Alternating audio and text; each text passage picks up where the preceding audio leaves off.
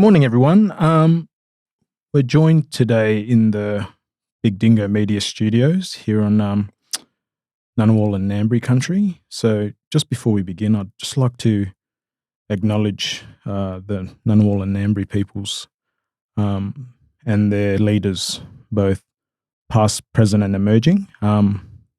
Thank you for being the custodians of this beautiful place that we're meeting on today. But just to open, my name's Daniel Blanket. I'm an Aruganalag man from Badu Island in the Western Torres Strait, and I'm joined today with my colleague Siddharth. Yeah, thanks, Danny. My name's Siddharth Shirodkar. I'm Principal Economist at IBA, I was born in India. I came to Australia when I was 5 years old with my family and grew up on Durug country in Western Sydney, and then have had the privilege of living, working and raising a family on beautiful Ngunnawal and Ngambri country for the last 16 odd years. But before we go on, I should have added that I actually am a advisor in the Strategic Policy and Thought Leadership section at IBA. And the reason for, I guess, us meeting today, you would have seen previously Siddharth and I had done an economics explainer. So basically, this is a continuation of that series in a more, I guess, informal, conversational. Exactly. So we kind of just want to speak to some topics that we were alluding to previously and just be able to speak through them in a very relaxed and, as you said, conversational way. Yeah, absolutely. And so, the first explainer video spoke about the cost of living pressures and the cost of living crisis, frankly, that a lot of Australians are going through at the moment and many people around the world, and what's behind that, primarily inflation. Today, we're going to talk a little bit about that, but we're also then going to go into one of the key pressure points for a lot of households, and that's housing and home ownership. I mean, speaking on that, for those who haven't watched the previous video of you and I, can you go into some detail about, I guess, the contributing factors on the cost of living and what's been responsible for this phenomenon? Yeah, absolutely. So we've spoken a bit about inflation, but what is inflation? Like, that's basically the persistent increase in prices over time.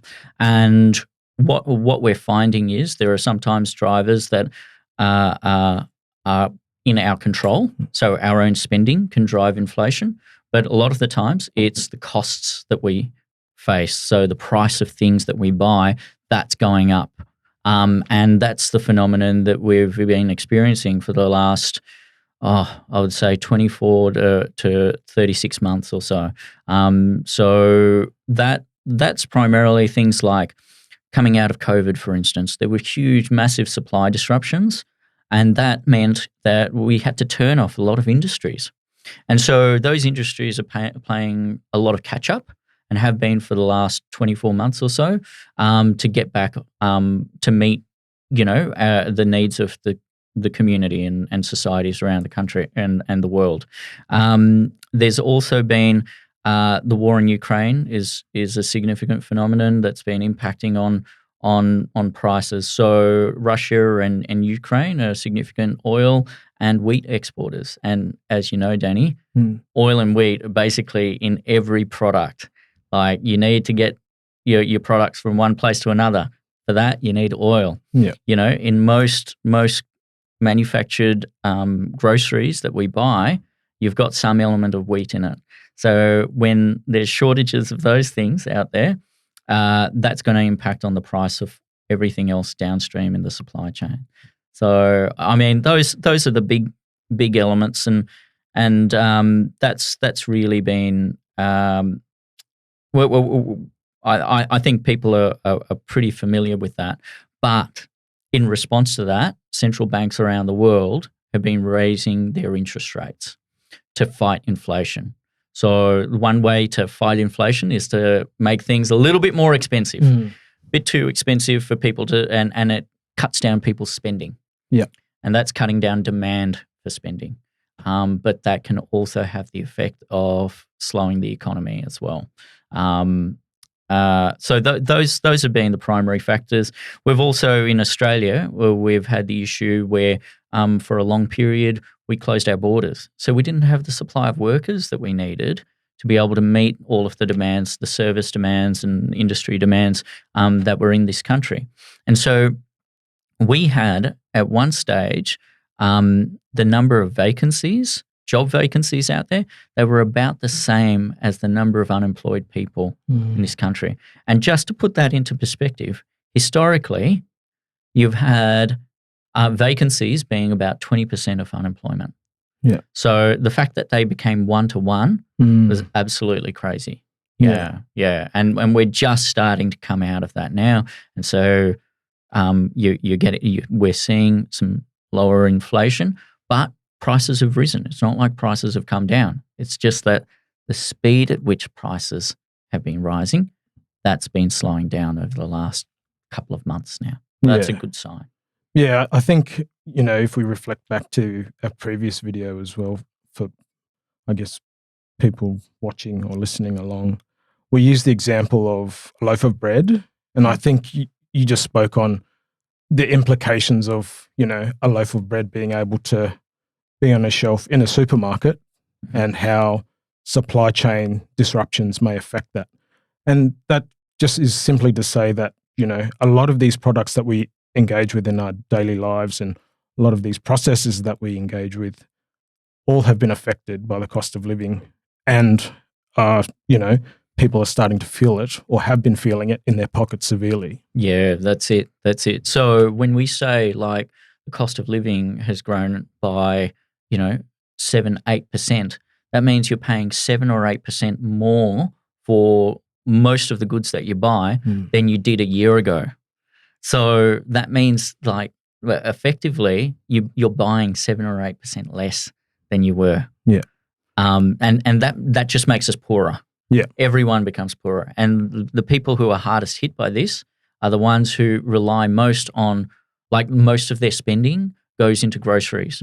Most of their spending goes into electricity, which is, electricity is generated by a mixture of coal, gas, and oil around the world. So if those things go up in price, then electricity goes up in price. That affects your heating costs, your lighting costs, your computer costs, all of that stuff, right? So it hits our pocket, it hits our bank accounts really severely. But because you've got people who on lower incomes, more of their money goes into necessities like groceries, like rent, like electricity. So all of these things we can't do without.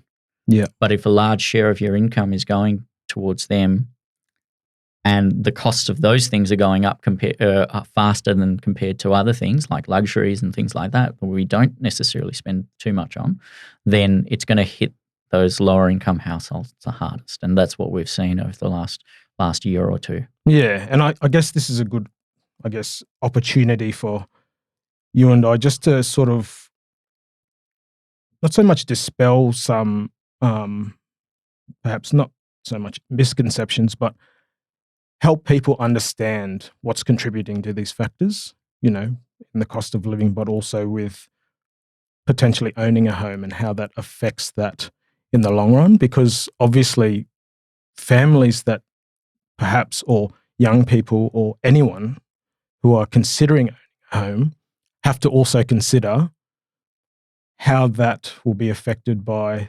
the impacts on their daily spending.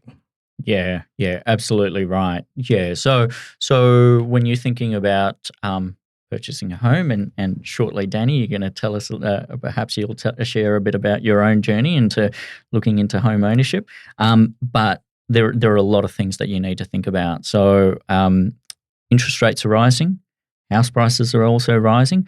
That means if you're taking out a loan today, you're facing a far higher interest rate. So the cost of borrowing money is far higher than it was just 1.5 years ago.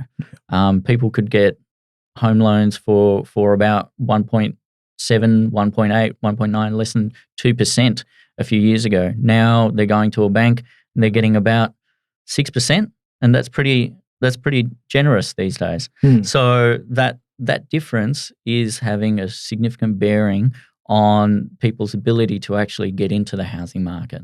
And a lot of lower income households these days are finding it more and more challenging. It's not impossible, but more and more challenging to be able to get into home ownership. Yeah. But yeah, there's lots of things to think about and talk through. But Danny, why don't we just hand over to you for a moment and just tell us a bit about your journey now that you're starting? Well, as I was saying on the way over here, the journey into home ownership or potential home ownership for me was one that was quite sudden and unplanned. My partner and I, we've been renting here in Canberra for the last almost 2 years. But what happened a few months ago was our landlord at the time came to us and said, we're going to sell your house, or this house that you're currently living in that we own, because you've been great tenants, would you consider buying it off us? So they offered. Wow. So, that sort of started the process. And, for me, for someone who hadn't thought about it actively, obviously I've had discussion with friends who are homeowners or buying homes, other members of my community, talking about buying homes or having bought homes. It wasn't something that I'd fully considered until it was presented to me in that way. Yeah, right. And then in that way, it was a bit reactionary because, my partner and I, we started having to go and look out in terms of the whole process. Okay, this is what we need. This is, what we need to do. So at that point, it was quite, I guess, daunting because we hadn't anticipated that, the process would be that extensive. And so I think for us, and, this is obviously as well combined with the fact, as we were speaking about before, our living expenses in the lead up to that, and currently are perhaps a bit too high for us to be able to, I guess, get a foot in the market and have that sort of, I guess, security around getting a mortgage and a home loan. Yeah, fair enough, Danny. I guess one of the questions that you've got to ask yourself is, where do you want to live as well, right? Like, because that can have a big bearing on how much you're going to pay. Yeah. So have you thought about where you want to live? Do you want to live here on Ngunnawal, Ngambri country, or do you want to live back home up in the Torres Strait, or or anywhere in between? Have you thought about that? Well, that's the thing. Like, you always, it's hard because, obviously, ideally, I would like to live back on country, back on Badu, but the issue is, like, it's hard for employment that way. I would have to find something there, which I guess is a bit more difficult because there's not as many jobs going around that sort of are equivalent to mine currently. And also for my partner, even though she's quite experienced and and can probably find jobs in the Torres Strait that are probably similar to what she's doing now, it's just, a bit more difficult when that place is like, Badu's quite remote. Yeah, sure. We went up there recently, and I think first time my partner went up there, she fully realised how remote it was. But it's just sort of grappling with that because also I've been living in the city so long, I love it. Like, there's the thing with that, like the lifestyle is good. Like, I think living back on country will be something that I do later in life. But for now, as, a young professional, ideally, we would be looking to live, I guess, either in Canberra or Melbourne as, I guess, another option, just because, we have friends there and support networks as well. And, jobs can facilitate us there. So, yeah. But like you were saying, it's also looking into the market and what's available,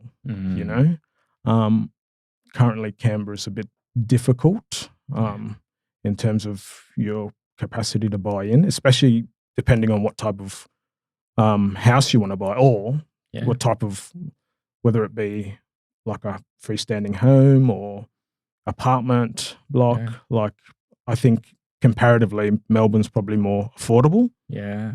Yeah, a lot more supply in Melbourne than there is in Canberra, obviously, and working for IBA, I guess you've got that freedom of being able to work in many places across the country. We've got offices across the country, including in Melbourne and in Canberra. I guess the other thing is, as you alluded to, do you want to be living in an apartment? Do you want to be living in a house? And that might affect, like, if you live closer to your work, like in the city, you might have to think more about an apartment.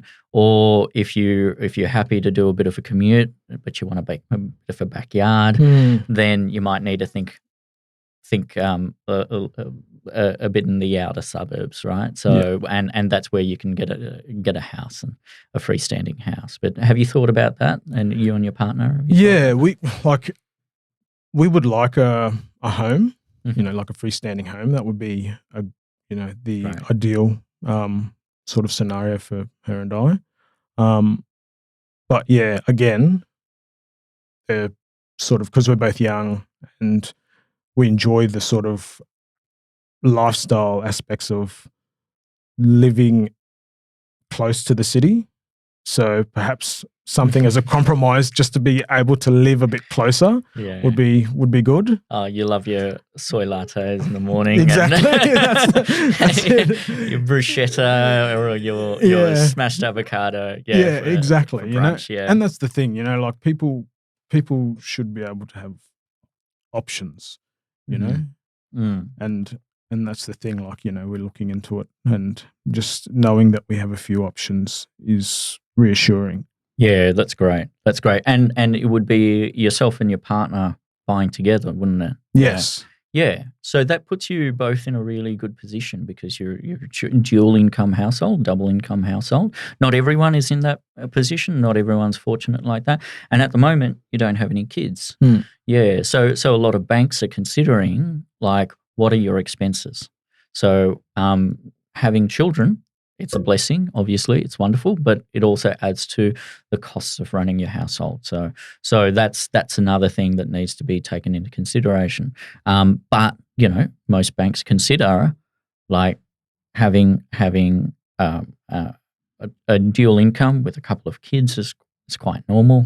But unfortunately, if you don't fall into that category, it can be a little bit more difficult. And we encourage people, if you're a single carer or a single parent with multiple kids, and you're having a hard time finding a home, join one of our IBA workshops, and maybe we can assist you with thinking about where the right place is to, and how much you can borrow as well. And we can work through that with you through our home ownership workshops.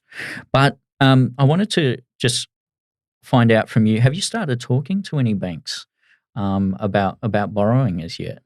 No. I think what happened was, like, because of the price which a former landlord's sort of offered to us, it was a bit out of our range. Yeah. And so we didn't want to engage the bank knowing that we would have to probably borrow more than we were comfortable with. Yeah. So we haven't yet, but like you mentioned, I've always been sort of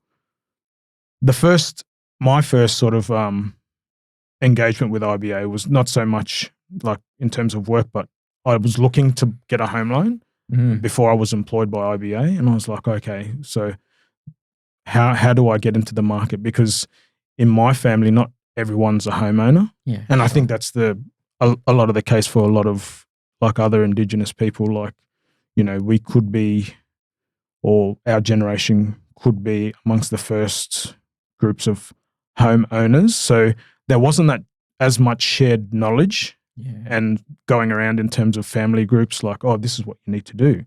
So I was basically starting from scratch in terms of trying to, like, figure out where I am And so I've been considering, because we've pretty much put it on pause for now, Yeah, sure. because we just want to wait until, we're in a better financial position. But, when I revisit that, I think I'll do it from the perspective of going to perhaps an IBA workshop and just being able to sort of get that knowledge and sort of as a stepping stone in terms of, knowing where I'm at myself. Yeah, that's a great place to start, Danny. I reckon you should definitely do that as you revisit, the journey and where you want to go and where your partner and you want to end up buying, and when you feel comfortable. And it's important to feel comfortable. It's obviously also a big leap. And you're never fully comfortable when for the first time in your life you're taking on a debt of like 500,000 or whatever it is, even 400,000. It feels massive, and it feels really, really difficult. And you see 30-year term or sometimes 40-year terms or something like that. You're like, oh my God, I'm going to be old by the time I pay this off. And that's a scary feeling for everyone when it's their first time, especially going into home ownership. But there are a few things to also consider, right? So have you heard of equity in your home? Have you heard of the concept of equity? I've heard it thrown around by friends and others before, but I guess grasping that concept is a bit difficult. So would you mind, sort of breaking it down? Yeah, sure. And this comes down to, we'll get to it, but this is really about building your wealth and household wealth over time. So let's say you get a loan for $400,000, right? And your property is worth around maybe $450,000. Yeah. So you came up with $50K yourself, or through some arrangement, whether it's first home buyer grant or shared equity or something like that, to make the difference. So it's 450, that's the value, and the loan is 400,000. Over time, you start paying off the loan, and the loan amount goes down. At the same time, hopefully, you get growth in the value of your property as well. Yeah. And so as these two things diverge, like as your debt goes down and the equity goes up or even remains the same, that difference there, that's wealth that you've built over time. So that's your equity as a homeowner. Yeah. So that then means that it triggers a few things, right? So one is when you've paid off more than 20% of the loan, you're not attracting lender's mortgage insurance. Okay. If you want to refinance with a commercial provider. And refinancing is a really good strategy, particularly at times like this when interest rates are so high.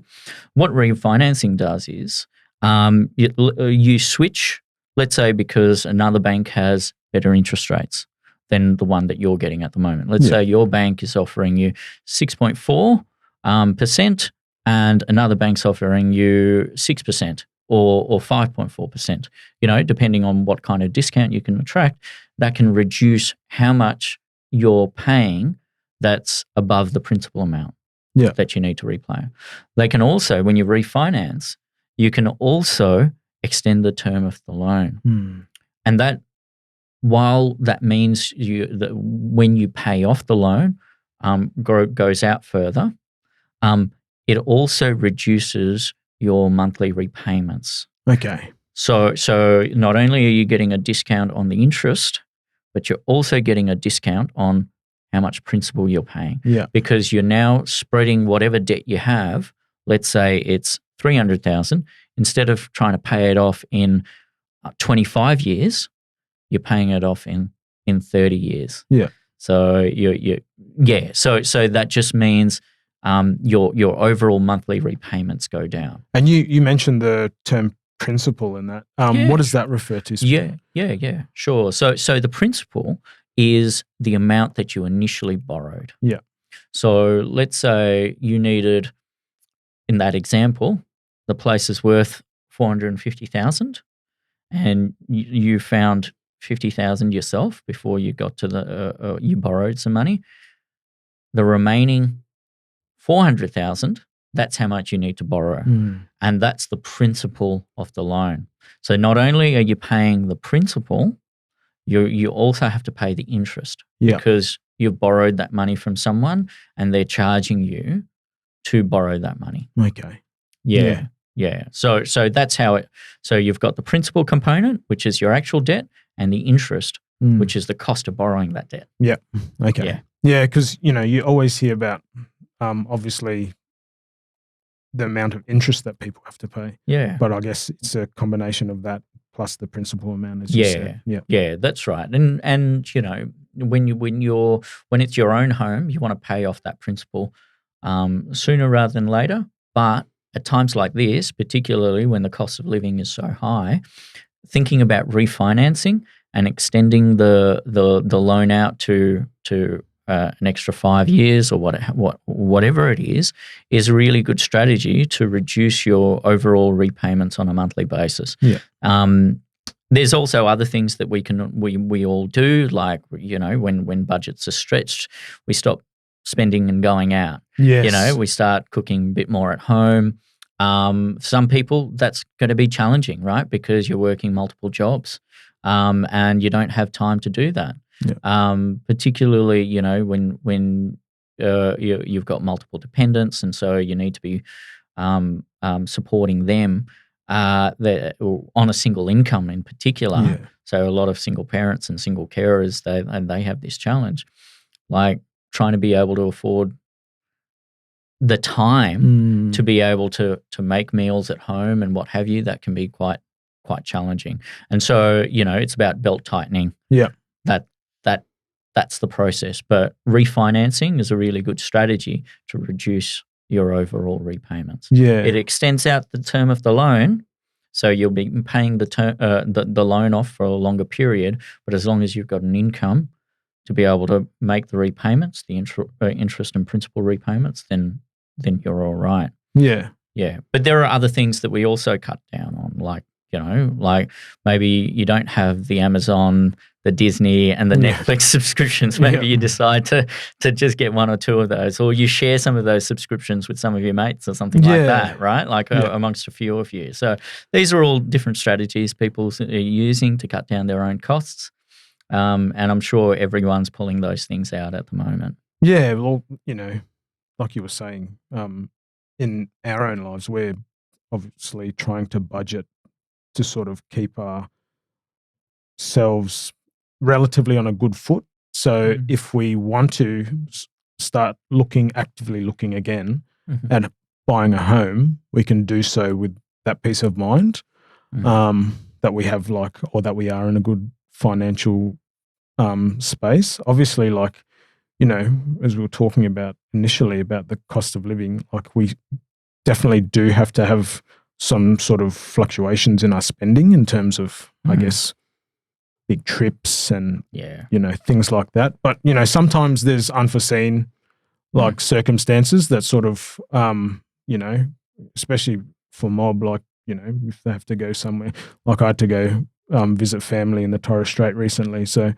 the cost of that going up there sort of, really made us, or myself especially, consider, okay, this is very expensive. It's probably equivalent to going overseas. So how do I accommodate that into my own sort of, I guess, spending so that we are financially stable, so when we do go for a loan, a trip like that won't impact us. Won't break you. Exactly.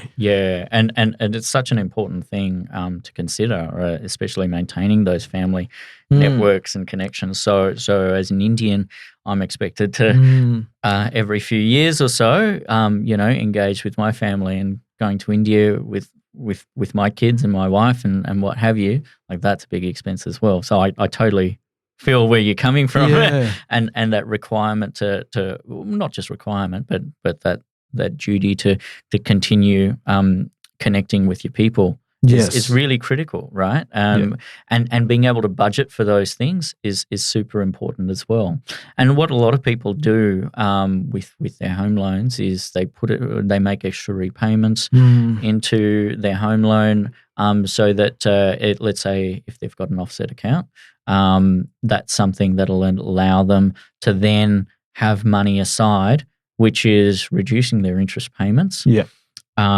Because it's offsetting the cost of that, but then they can draw upon that. And it's extra to whatever you would have been paying on your loan in terms of interest and principal. So putting aside extra money like that, making it work for you by offsetting some of your interest costs, that's a really, really good strategy. Yeah. So where you can make extra repayments, it's great to do so. Yeah, well, talk us through that. I guess, like, not only the benefit, as you were just mentioning, but I guess the process of, just for people, I guess, listening or watching, to get an indication of how they could sort of build this capacity within their own sort of financial state to make it, like, just extra tips, I guess, or extra knowledge for people. Yeah. So we've talked about making extra repayments where you can. So that reduces your overall interest that you're going to pay. So let's say your principal and interest is $1,000 a month, right? Now, any dollar you spend above that will repay your principal faster. So let's say you put in an extra $20 a month. Yeah. So your principal for that month, you're only expected to pay, let's say, half of that. So $500 in principal, $500 in interest. But you've actually paid $520 in principal and $500 in interest. So for the next month, they'll take off, like, even though it's small, they'll take off that $20 from the calculation of how much interest you're paying, because you're paying interest on whatever's remaining on your home loan. Yeah. You're not paying interest on what you've already paid for. Yeah. So that's the key there, right? And so let's say you put in an extra $20 every month, right? That will accumulate over time. So $20 a month is $120 a year. It's $240 a year. Okay. If you can make more than that, let's say you get to $100 extra a month, right? So that's $1,200 extra that you will have paid off over that year. That comes off from the interest that you were going to pay. Yeah. So there's $1,200 less when they're calculating how much interest, because you've repaid extra on top of what you were expected to. So it's always good when you get the chance to pay a bit more. But other strategies, really good question, and we can cover these things in future videos. But also think about arrangements where I mentioned first home buyers grants, right?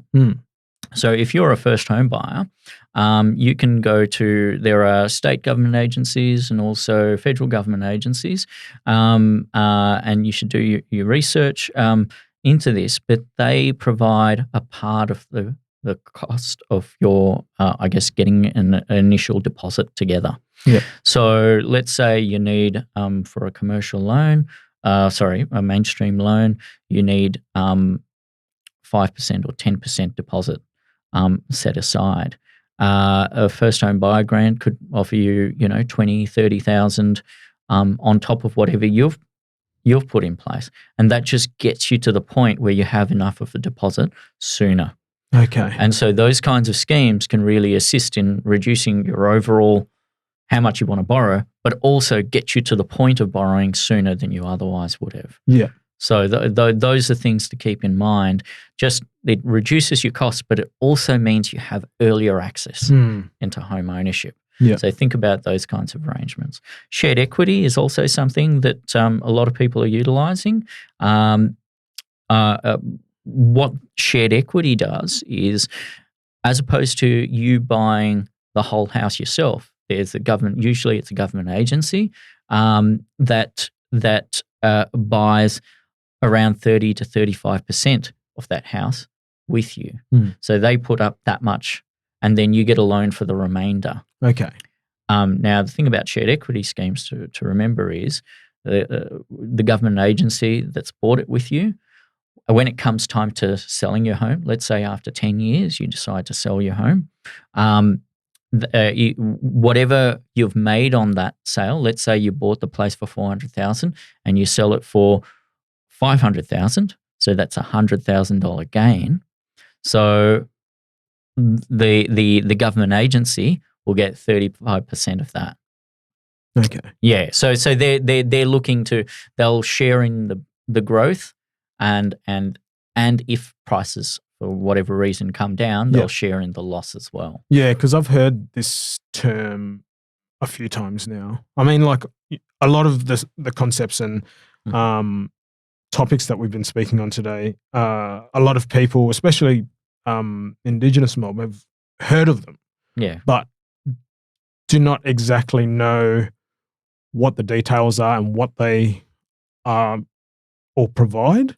So just being able to speak about these things, especially like, shared equity, is quite interesting and like very enlightening for me. Yeah, and just, gives me like more background in terms of, wanting to, okay, I want to do this now. I know more, and I know the implications of it if I and when I, my partner and I, want to look for a home. Yeah, absolutely. And I think it's really important that whoever you are, it's great to do research. And so we're trying to help people with these podcasts to think about some of these issues, and we'll talk about a whole bunch of the things. But if people are interested in finding out more about home ownership and some of those terms that they've kind of come across, feel free to reach out to us, and we can arrange a time to talk more about these concepts. But I think that probably brings us to time, Danny. I hope you found, well, I certainly found this useful, and getting your perspective on your own journey. It's been really valuable. I really appreciate you sharing your story with us. But I hope this information comes in handy on your journey and of our listeners as well. Yeah, thank you. I really did. Like I said, because the sort of prompt for us to get in the market was quite sudden, I don't think we were prepared enough. But, just being able to sort of speak through these concepts is very helpful. You can obviously read up on them, but unless somebody's sitting with you or having a discussion with you, it's a bit more sort of, how would you say, like easier, like much easier to sort of digest. So I really thank you for that. So thank you for having a chat Thanks, today. Danny. And for anyone interested in home ownership and want to find out a bit more about IBA, there's a link at the bottom here, and you'll be able to reach into and find out a bit more about our home ownership workshops, and we encourage you to join them. So, thanks for that. That's great. Thank you.